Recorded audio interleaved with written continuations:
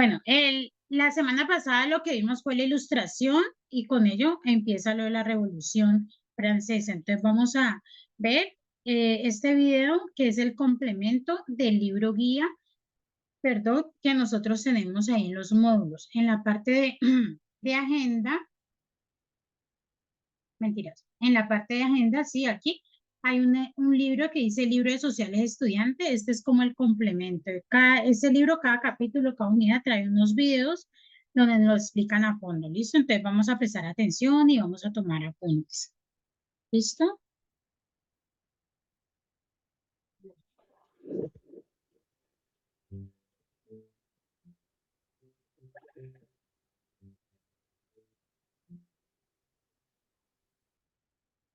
Hola, nos volvemos a ver para seguir echando carreta y aprendiendo de la loca historia de la humanidad. En séptimo la pasamos lo más de bien. Yo por lo menos aprendí mucho. De pura casualidad, ¿se acuerdan en qué quedamos el año pasado? Bueno, pues no crean, yo tampoco me acordaba. Fui a revisar y resulta que habíamos quedado nada más y nada menos que en este pedacito de la historia, la ilustración. ¿Les suena? Seguro que ahora se acuerdan también. Así sea un poquito. ¿Se acuerdan de nombres como estos? Hobbes, Voltaire, Rousseau, palabrejas como estas, como razón, como progreso, libertad, contrato social. Mm, Seguramente se les está devolviendo la película y se están acordando de este maravilloso periodo de la historia. Y pues más les vale que se acuerden, porque aparte de ser maravilloso, la ilustración es una parte fundamental para explicar lo que pasó después. Recordemos este pedacito, la ilustración, en un par de sencillas frases. Hagámoslo rápido, porque me muero de ganas por empezar a hablar sobre el tema de hoy, que me encanta, y apuesto que a ustedes también les va a encantar, la Revolución Francesa.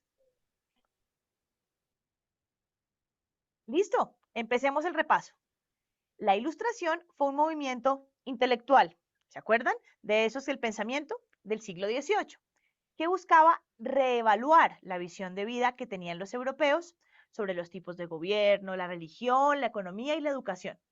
Repensar, pues, es volver a pensar sobre cómo vivían. Estos señores, que eran críticos de la sociedad, formaron un grupo que se llamaba Les Philosophes. Esto significa filósofo en francés.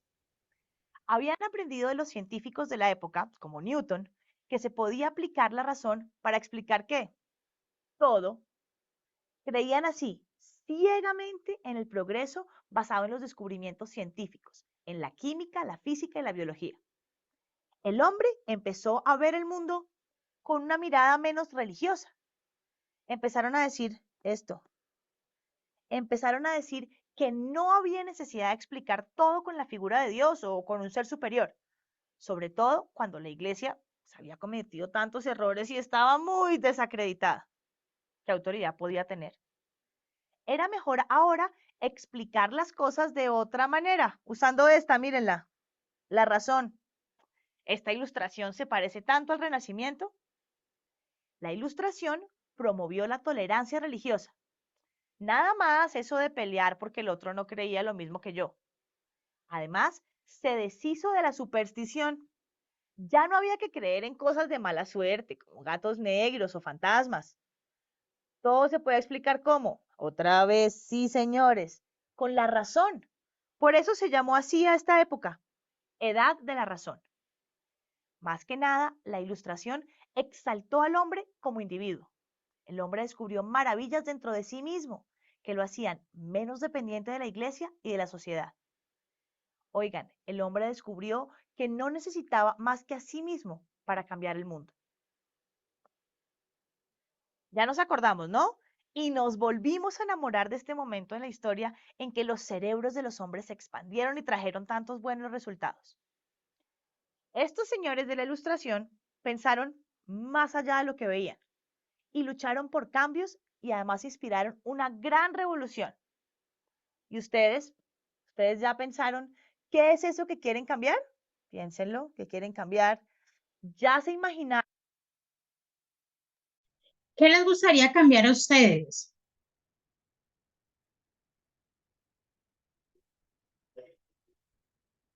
Las leyes injustas.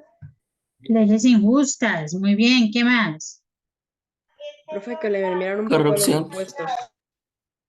¿Qué dijo Lucedier? Que le mermieran un poco a los impuestos porque hay muchos. El valor de los impuestos, por allá dijeron otra cosa, ¿qué más? Corrupción, profe. un caldo de... ¿Qué dice Jotze? La corrupción. La corrupción, muy bien, ¿quién más? Y así hay infinidad de cosas que nos gustaría que cambiaran, ¿cierto? Bueno, sigamos.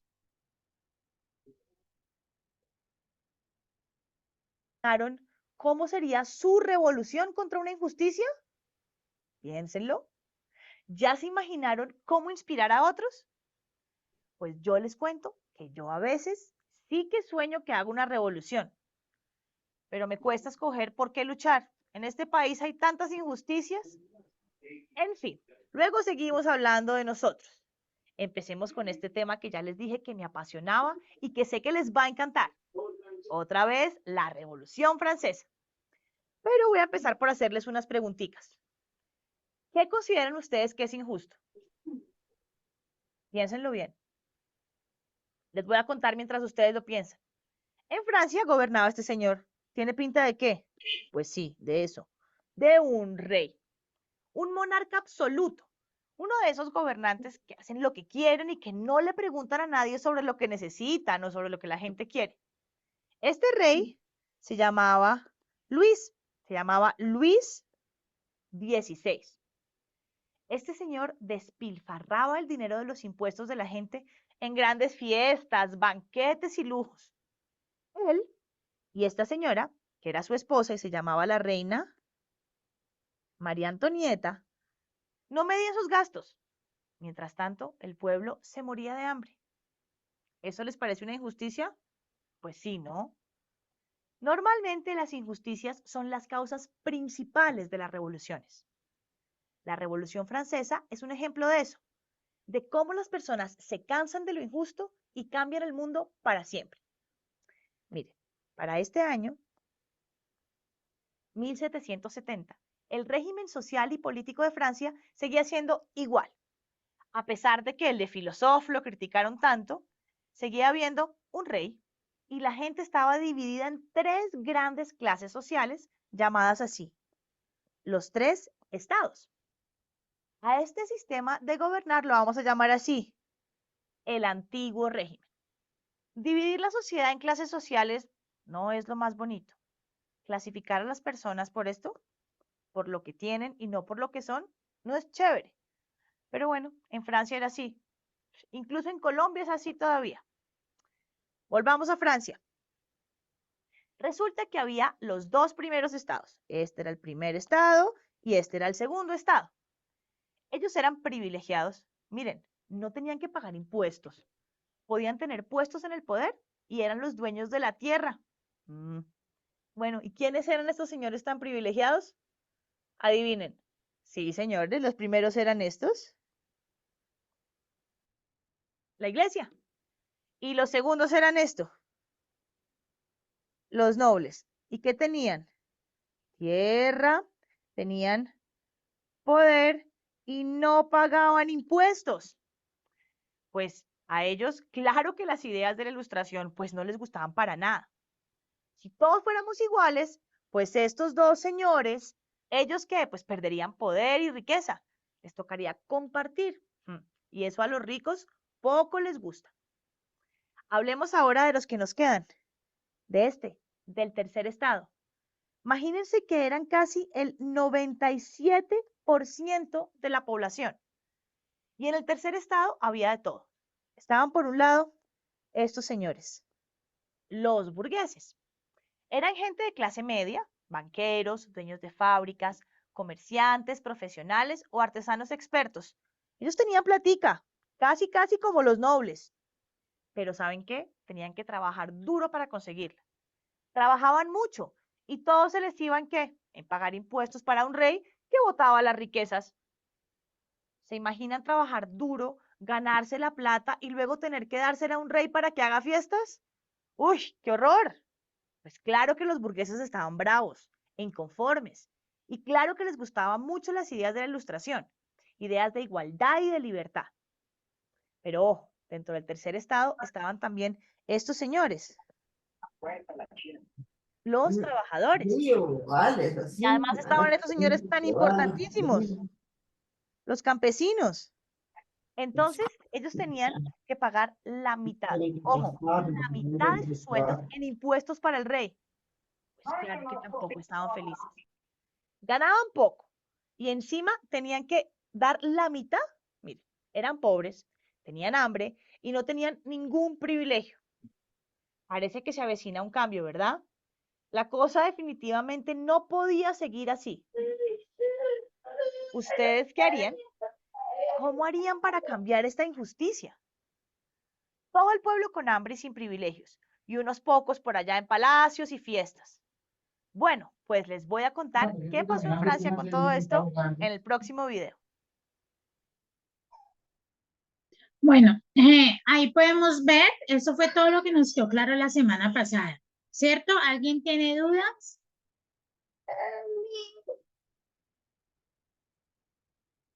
Muchachos. Bueno, Alexis, yo trabajo sobre este libro. Acuérdate que el año pasado era otro profesor y pues tenía otras guías. ¿Listo, Alexis? Sí, señora. Un Listo. momento.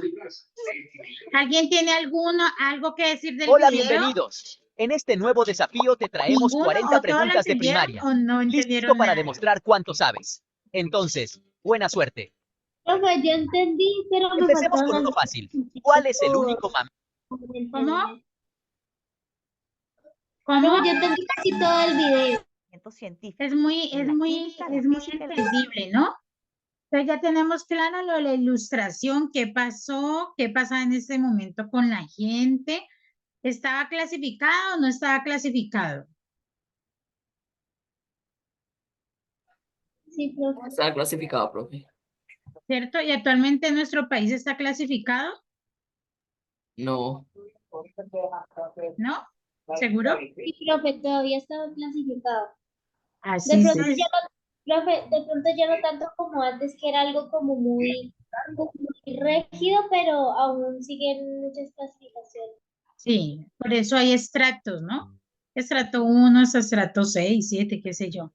¿Listo? Te vamos a seguir con la parte de... la gente pobre y Listo. pagando impuestos. Y el rey, miren, divirtiéndose de lo lindo con su reina y con los nobles, estos señores de por aquí atrás. No, no, no, esto iba a explotar. Y si a esto le sumamos las ideas de la Ilustración que iban como anillo al dedo, pues la cosa no iba a parar. La gente del tercer estado empezó a demandar igualdad, equidad y libertad. Esto significa ser iguales en los privilegios, repartir mejor esto, la riqueza y ser libres de elegir a sus gobernantes. Suena chévere, ¿no? Pero a estos señores, los que tenían el poder, no les gustaba la idea de compartirlo. Hubo grandes pensadores que empezaron a decir cosas como: el tercer estado es el pueblo y el pueblo es la base del estado. De hecho, el pueblo es el estado mismo.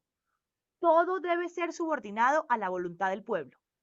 Es el pueblo en el que reside el poder y por el pueblo que existe el estado.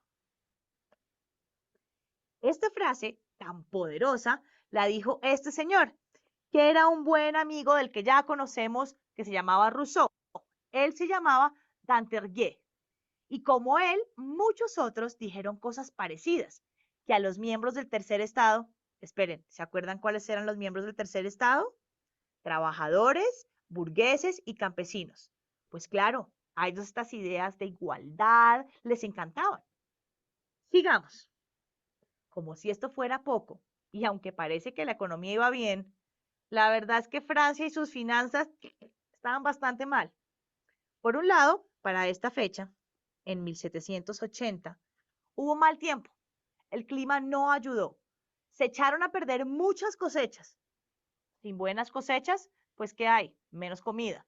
Y con menos comida, pues la gente que tiene hambre.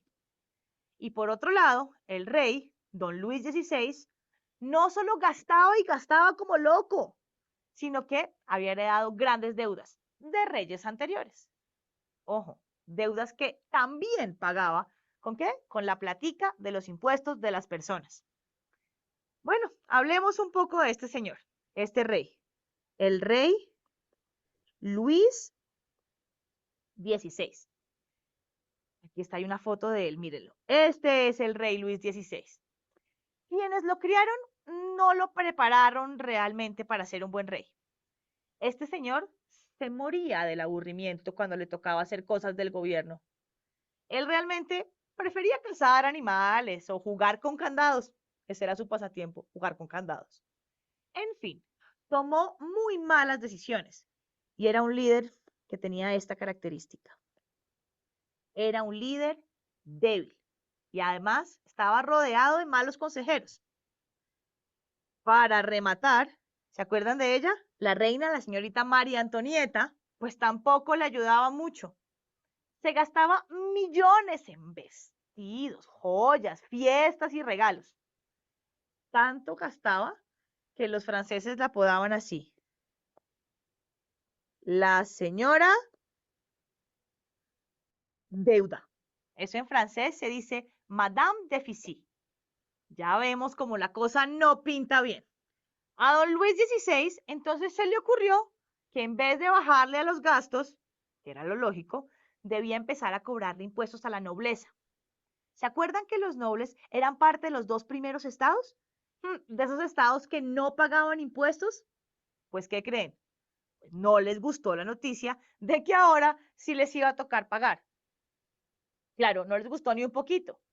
Y entonces citaron a una cosa que se llamó la Asamblea Nacional, esta que ven aquí. Esta fue la Asamblea Nacional. Quiero que la recuerden bien porque fue muy importante. Aquí se reunieron los tres estados. ¿Para qué? Pues para tomar decisiones. Claro que esto no era muy verdad, pues siempre los ricos terminaban haciendo lo que querían. Ojo, esta vez iba a ser diferente. Les sigo contando. Los burgueses del tercer estado, que tan aburridos estaban con tantos impuestos y tan inspirados estaban por las ideas de la Ilustración, decidieron que ya era hora de cambiar las reglas del juego. Insistieron en que, miren, cada miembro, cada uno de estos miembros, cada uno de todos los señores que estuvieran ahí, tuviese un voto. Claro, pues esto les daba mucha ventaja sobre los dos de arriba, sobre la iglesia y los nobles del primer estado. Los burgueses del tercer estado eran muchos más, iban a poder ganar, eran la mayoría. Y así fue, muchachos, que después de una noche larguísima de discusiones, llegaron a la conclusión de que el tercer estado, ¿se acuerdan? Campesinos, trabajadores y burgueses iban a mandar. Sus delegados se llamarían así: Asamblea Nacional, y decidirían todo en nombre del pueblo francés. Era el 17 de junio de 1789. Y esta nueva asamblea declaraba el fin, ojo, el fin de la monarquía absoluta y el comienzo de un gobierno representativo. No más rey, el gobierno para el pueblo. ¡Qué gran acto revolucionario!, ¿no creen? Pues lo fue. Fue el primero de toda la Revolución Francesa. Bueno, ya les termino de contar cómo acabó la cosa, que fue buena para unos y mala para otros. Sigamos. Esto de la Revolución Francesa es muy interesante y cambió el mundo para siempre. Nos habíamos quedado en la Asamblea Nacional, que decidió acabar con la monarquía absoluta e instauró un gobierno representativo en el que el tercer estado pudiera decidir. Resulta que estos señores burgueses del tercer estado se quedaron por fuera de su sala de reunión, tumbaron una puerta y quedaron en medio de una cancha de tenis. Dijeron que se iban a quedar ahí hasta que se hiciera una nueva constitución. ¿Y ustedes saben qué es una constitución? Yo les he dicho, pero les recuerdo. La ley de leyes, muchachos. El librito es en que los pueblos se ponen de acuerdo sobre lo que quieren que sean sus leyes. En Colombia tenemos una constitución, por supuesto. La hicimos en el año de 1991. Les recomiendo verla algún día para que entiendan bien qué es la ley de leyes, qué es eso que manda en nuestro país. Volvamos a Francia. Oigan, y aquí estaban, encerrados. Pues esto no parece mucho una cancha de tenis, pero es una cancha de tenis de esa época. Hicieron el juramento de no salir. Y esto se llamó el juramento de la cancha de pelota. Suena chistoso y obvio, pero fue un gran acto revolucionario, el segundo. Muchos miembros de la iglesia y otros miembros nobles y ricos del primer estado se unieron al tercer estado. Les parecía que lo que estaban pidiendo era justo, y allá se fueron, a la cancha de tenis. Claro, eso sí asustó al rey Luis XVI. Dijo, oh Dios, ahora sí me van a tumbar. Y decidió mandar a la Guardia Suiza para rodear el Palacio de Versalles. En París los rumores volaron. La gente empezó a decir que Luis iba a mandar a los soldados para acabar con la Asamblea Nacional. La gente apoyaba a los del tercer estado. El pueblo sí quería un nuevo gobierno. Entonces empezaron a armarse para defenderse. Y este día, muchachos, el 14 de julio de 1789, fueron en busca de armas y municiones una multitud de parisinos. Parisinos se llaman la gente que vive en París. Y entraron a la fuerza a una prisión que se llamaba la Bastilla. Miren, y esta era la prisión de la Bastilla. Allá sometieron a los guardias y tomaron el control del edificio. Estaban tan bravos que les cortaron las cabezas a los guardias y las exhibieron en palos por todo París. Crueles, ¿no? Esta violenta toma de la Bastilla se convirtió en un acto simbólico de la Revolución Francesa. De hecho, la fiesta nacional de Francia, que es precisamente el 14 de julio, por esto es algo parecido a nuestro 20 de julio. El pueblo de París se había tomado la Bastilla y esta rebelión contra el monarca, los nobles y la iglesia empezó a expandirse por toda Francia, incluyendo campos y ciudades. Los campesinos pensaban que los nobles habían contratado tropas para matarlos, así que se armaron con lo que pudieron y empezaron a defenderse. Entraban a las casas de los nobles y las saqueaban. Rompían los papeles que los obligaban a pagar deudas feudales y en muchos casos hasta quemaban mansiones de los ricos. Todo el mundo tenía miedo. Esta etapa de la revolución se conoce como el Gran Miedo. Sí, así estaba la cosa en el campo, pues París no se quedaba atrás. En octubre de ese loco año de 1789, las mujeres decidieron unirse y manifestarse. Imagínense, había subido demasiado el precio del pan. Ya no podían alimentar a sus familias. Y a protestar se dijo. Primero le pidieron a la Asamblea Nacional, la nueva del tercer estado, que les diera pan. La Asamblea no podía hacer esto. Entonces las mujeres furiosas y armadas con palos, hachas, cuchillos y antorchas, mírenlas, aquí están, con sus hachas. Aquí no se ven los cuchillos ni las antorchas. Miren aquí, hay un cuchillo. Esto es una representación de esas mujeres furiosas por el precio del pan. Entraron por la fuerza al Palacio de Versalles para ir en contra del rey y la reina. Luis y María Antonieta se habían escapado del palacio muertos del susto de lo que estas mujeres con hambre y rabia les podían hacer. Ellas, sin embargo, pidieron al rey y a la reina que volvieran a París a poner la cara. Ellos eventualmente volvieron, pero no tuvieron un final feliz. Así estaba la situación en Francia para este año, 1789. El rey y la reina medio prófugos, las indignadas y armadas, protestando con violencia contra los nobles y las injusticias como los altos impuestos. Y además, la Asamblea Nacional de los burgueses, campesinos y trabajadores